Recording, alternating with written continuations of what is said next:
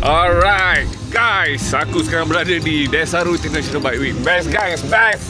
Woo! Ini dia, part official merchandise. Kalau kau masuk kat belah kiri daripada dash, Pagi! Ini dia, organizer.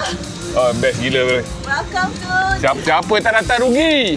Welcome to Desaru International Bike Week. Ya, ini dia orang paling penting sekali ni. Okay. Ni baju Desaru International Bike Week, guys. Dapatkan yang premium ni. Box premium 180.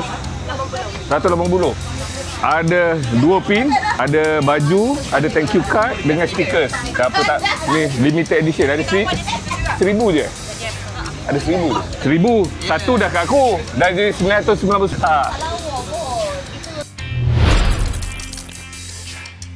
Alright guys, aku dah berada di Desaru International Bike Week, guys. Aku akan buat korang walk around this area.